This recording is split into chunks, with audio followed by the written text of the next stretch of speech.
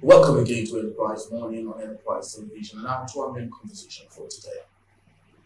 President Bola Ahmed Tinubu has addressed the nation today to mark Democracy Day. In his speech, the president honored heroes of democracy and rallied Nigerians to support his administration's effort to strengthen the economy. In a statement on Tuesday, the Minister of Interior, Tinubu'S, declared Wednesday as public holiday to mark the Democracy Day on behalf of the federal government.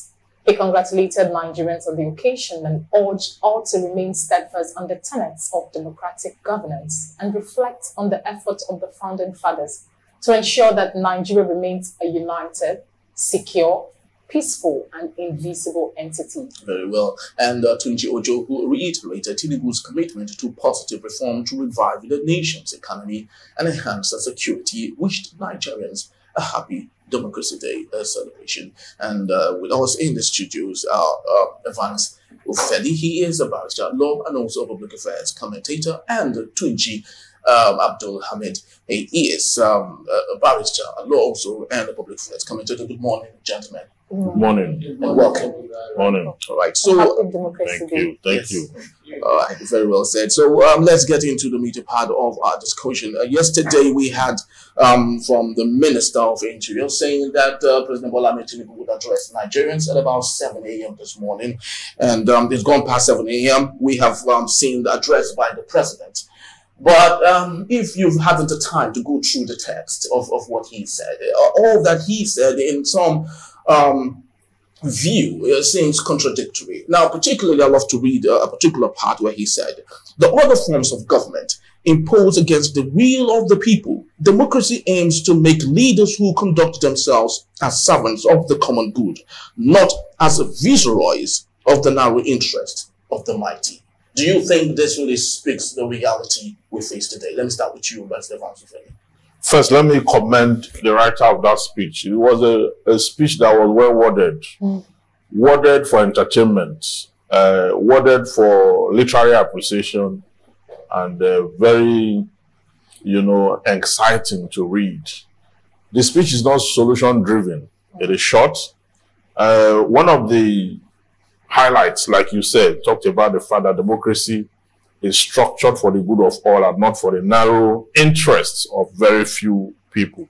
That seems to be, that does not seem to be what is going on right now in Nigeria.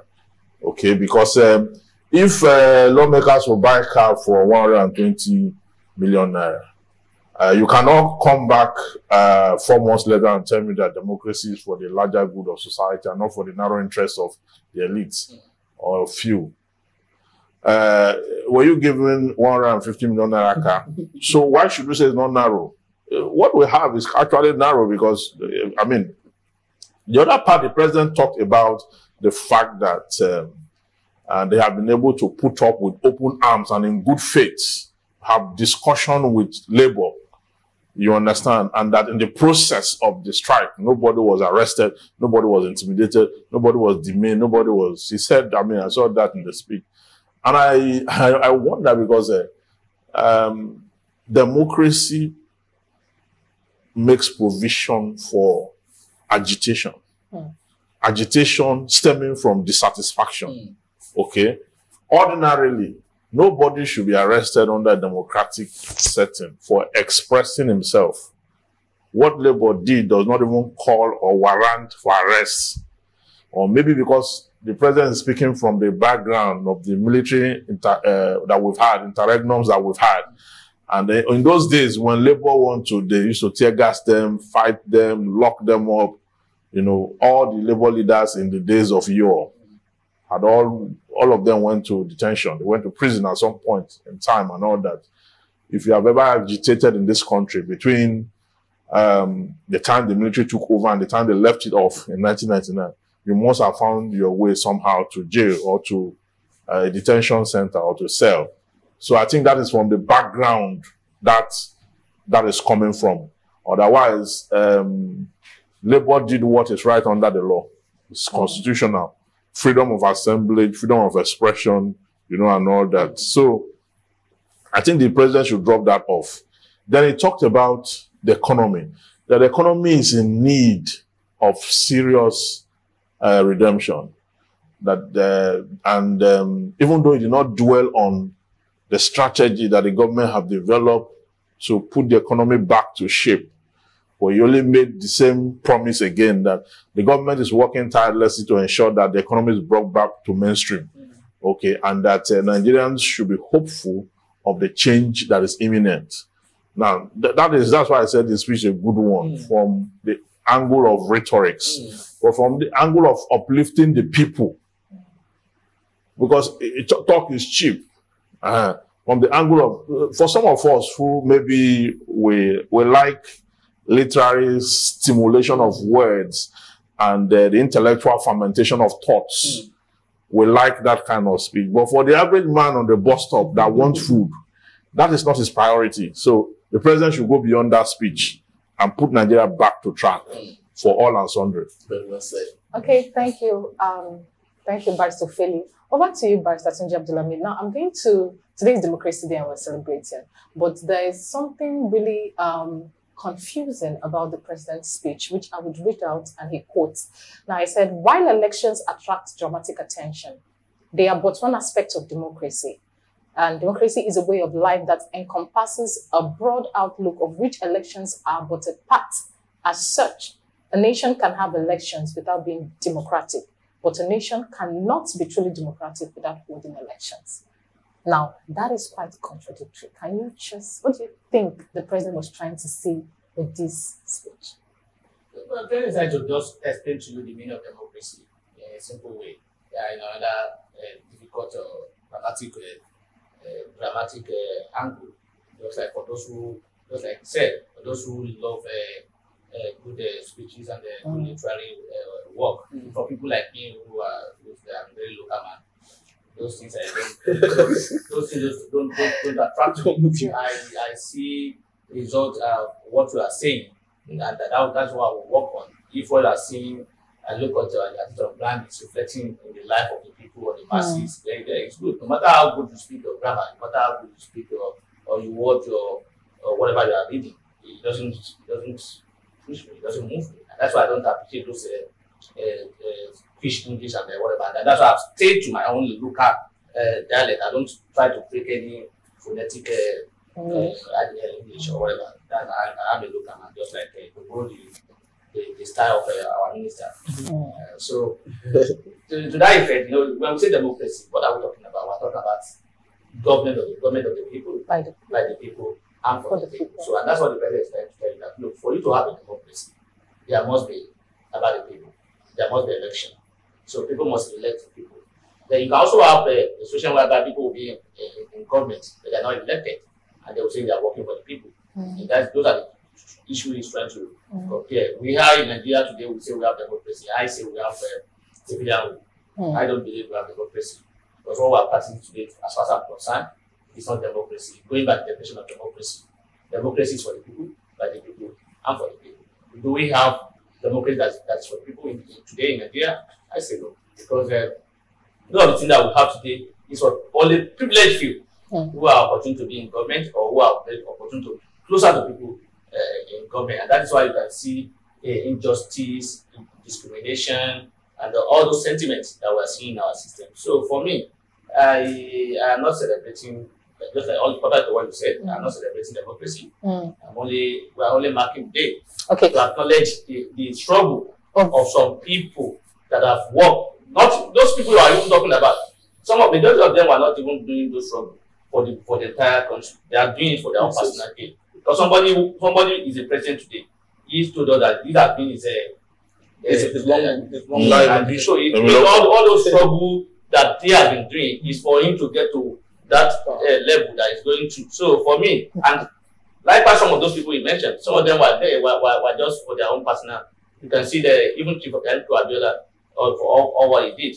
There was a lot of money that he should not contest. Even his wife said he should not contest election or that. Because he had that desire to be president, and despite all allegations against him, because whether you like it or not, the people will tell you, any coup in this country, the chief MKO hand must be there. That was, in quote, I'm just saying what people say. That's not my own saying.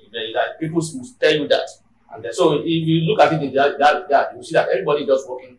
Yes, I believe in politics. There must be personal interest. You must have a personal interest.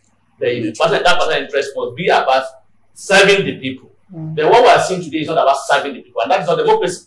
Democracy is about service. It's not about improving your own personal life. And so, for me, democracy is not what we're practicing in Nigeria. I'd rather call it civilian rule. So, at this point now, are you going to say those who paid the price and the initial dream they had about democracy, if they should look back or if they should be alive today to see what is happening, would they say truly the fight, their death was meaningful? No, you see, how do I put it? When you talk about people who fight for democracy, you know, it's not new. It starts in Nigeria. Yes. Democracy has been there. Now we're talking about those. Want to also join the class of people who are operating their countries, who are operating democracy, and then people now say, look, let's rule by ourselves instead of people coming by fire by force. And it's even contradictory for us to say we are now in democracy, and whenever we talk about our past presidents, we still mention and recognize the people who took over power by gun, who were not elected, and we'll see they are still even being given in quotes entitlement of office as former head of state. So what are we talking about? So if you now look at the achievement of those era of the military that we said, and look at what we have seen since 29 years. How many years now? That was undoubted democracy. 25 years undoubted democracy. We want to see the only major achievements that I've seen or difference that I've seen in terms of democracy and those areas that I'm talking. That's not to say I'm supporting a military rule. I'm talking about achievements. And the essence of government, whether military or civilian, is for people to be taken care of. The only major achievement, and that one is not 100%. About 60 or 40%. Freedom of speech to an extent is guaranteed to an extent. Because during the military era, if we are here today, as we are speaking today, we may not be guaranteed of getting back to our houses. Very true. Because there may be one, by the time we are done, but before we are even done, we will have maybe come and take us away. So, apart from that, look at the major infrastructure that we have in this country. Look at all the major achievement that we can lay our hands on, or major things on ground. The majority of them were put in place by the military. So what are we now Democrats? What is democracy that we are now practicing? When we say democracy is government of the people, by the people, are we serving people? Are the people seeing the benefit of that democracy? So that's what we should be thinking now, that look, if truly we want to practice democracy, we should be thinking of how to make life better for the majority of Nigerians, not for few people who have the privilege of becoming a senator, a House of Rep member, a PA to the governor, PA to this and that, political office holders, not that, and people in a high position. So we should be looking at making life easier for every Nigerian, and that's when we will say we are enjoying our democracy. As it is today now, we are not enjoying democracy. Even our electoral process, that should be the first level of democracy. Is it today? Is it clean? Can we say we have a democracy that is bringing people that reflects desire of the masses? And those people in authority today, were they the one truly voted for by the people? Those are the issues, and that is the first level we should start from. Let's see how we can improve our electoral process and see how we can bring in people that people will say, yes, truly, we elected it, though it disappointed us. Very true. But today now, we are not going to say we elected the majority of them. Some of them were, yes, in quotes, they are elected. But truly, if you look at it critically, you will not be able to say these are truly elected leaders. All right, very well said. But Vansufeli, it's very interesting that you made this statement that the work, the piece done by, as read by President Bola Ahmed Tinubu, is one that called for great literary appreciation. And particularly, if we must maybe go through the text, we won't end this program for today. Particularly, I'd love you to maybe take a jab on this. We made the right choice, quoting the president now. We made the right choice then. We must continue with that choice now. And he added, we must also be aware that there are those among us who will try to exploit current challenge to undermine, if not to destroy, the democracy for which so much has already been given. At the end of his speech, Atiku Abubakar said that the president is not doesn't understand what he is saying, that he is not in tune with the lives of Nigerians. Is the president in his speech particularly taking a jibe on the opposition? Well, it's a call for caution. Okay, of course, you cannot be unmindful of the fact that if you have a government mainstream, there is opposition, there is viable opposition that talk with logic and the rest of that. But there are also people who want to sabotage the government and whatever it is the government plan to do or can do or will not do. You understand? So stating that is just to remind the people, okay, that they should know, okay? He said we made the right choice. Well, that's his own words. I mean, I don't know what the right choice is. But what I know is that you have a government, you know, mainstream. You have opposition. Atiku belongs to that opposition. You understand? But the reason I don't take Atiku serious is that Atiku is the highest importer of generator into Nigeria. He wants to be president of Nigeria so that he will give you light. I don't understand. The contradiction is so much. And Atiku is not one man who will even deliver a speech like this. Atiku does not represent any kind of development, as far as I'm concerned. So, but it's good. That's what I say, as far as I'm concerned. But I know it's part of the team. It's part of. You are the vice president. It's part of the people. You people, what do you say? He was in charge of the economy. And the economy. What was the level of that time? Was like this? You see, for the young people. Sometimes you have people that you see as somebody having a bad character. Then when it comes to delivering and doing dividend, he can deliver more than somebody who's called a saint. Yeah, that's correct. The past president the last president was called what? A saint. What did you see? Disaster.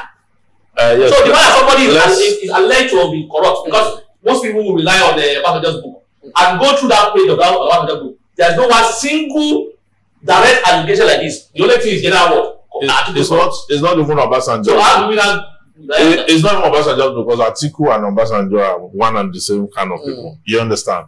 They have the greatest opportunity. For the young people here, they had the greatest opportunity after Gowon to change the course of Nigerian history. To write their name in gold. They frittered it. They frittered it away. You understand? So those are the people in 2024 that we will listen to, that will not tell us what Tinubu should be saying and not saying, and that he does not know what he's saying or know what he's saying. I don't take people like that serious. You understand? That is why it's good to be non-partisan. You understand? So, like I said, I mean, for those who want Atiku, well, it's fine and good, but Atiku have been put to the table before. He has been tested and he failed completely. As the vice president. Yes. He was in charge of the economy. When you say as vice president, is it not today when vice president don't have value? Atiku weighed influence. In fact, there was a time Obasanjo was almost displaced as a president in this country. Atiku was the one moving the economy. What was the level of autonomy? Then it crumbled. Then it crumbled. That time. Before they left, now we know what was the level of autonomy at that time? Everybody that below no one has to debt there. Okay. How about which government? That's what I'm telling you. That's what I'm telling you. So whether they are all the same category. They are all the same business. They depleted our reserves completely. Allegedly. So it was international connection with the IMF and the World Bank gave us debt relief. You understand? So you could give that credit to the government, but also look at what they did. If Okonjo-Iweala could not, if she were unable to get us out from that, would you blame her? She used her international connection and all that to pull us out. We came back, we went into debt again, we bounced back. So that's what I'm telling you. It's not the same as people government. That's what I'm telling you. So what are we talking about? If she could not take us out, the Atiku and Obasanjo were the one that depleted the reserve. They depleted the reserve and went into debt. As at the time they were coming in, Nigeria wasn't owing. Okonjo-Iweala signed this government with them. He was part of the government. He was the minister of finance. And Atiku was also going to was not the one responsible for this entire hold on.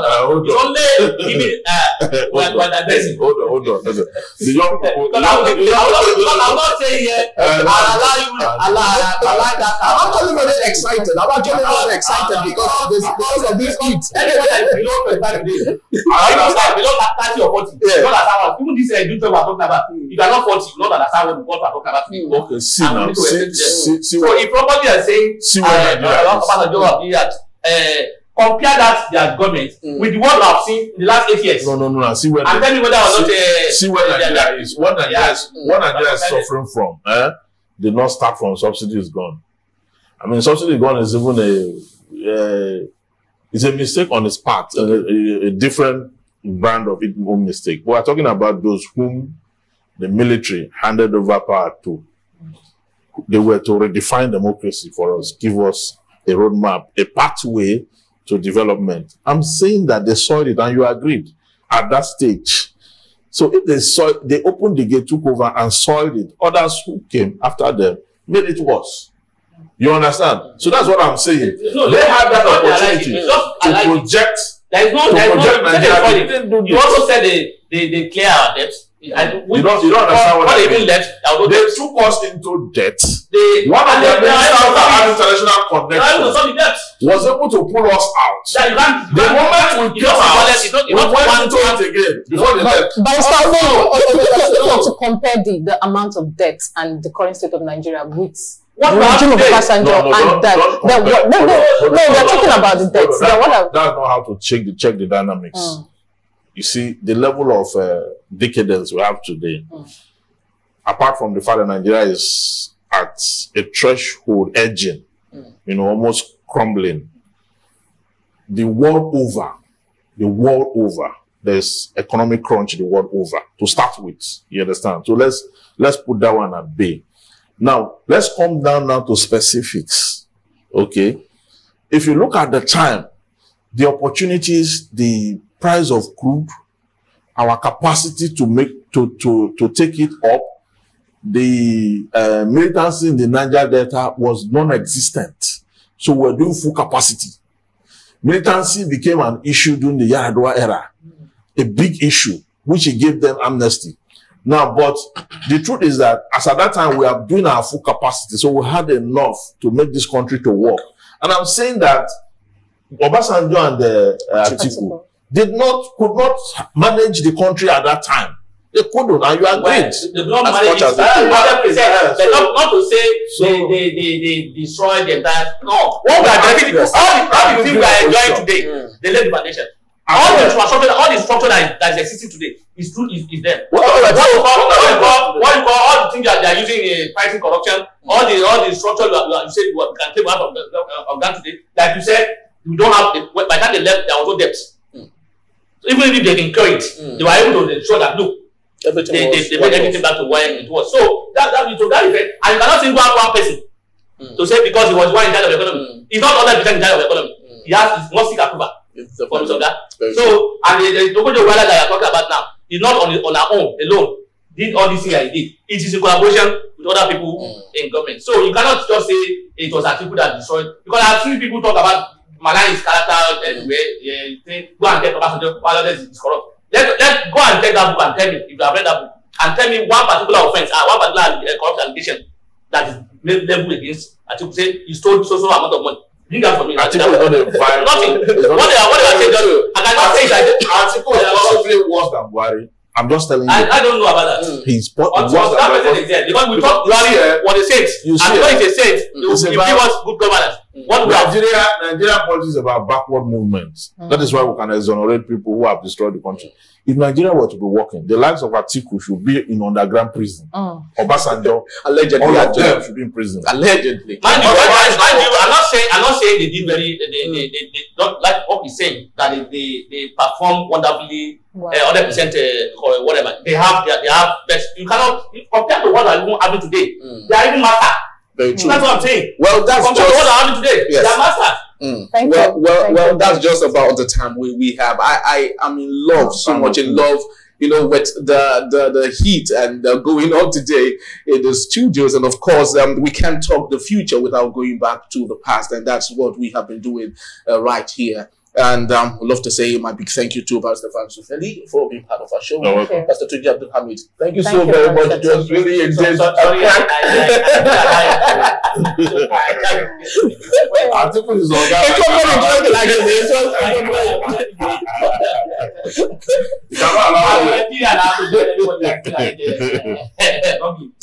All right, so that's just the size of our package today, and I would love to say thank you to you, most importantly, for making our time to be part of our show. And please do well to visit our website for more information at www.enterprisetv.com, and also like, comment, and follow us on all our social media platforms at Enterprise TV7. I am Henry Igwebike. I am Choma Okoya. Thank you. And enjoy the rest of your morning. Good morning. Good morning.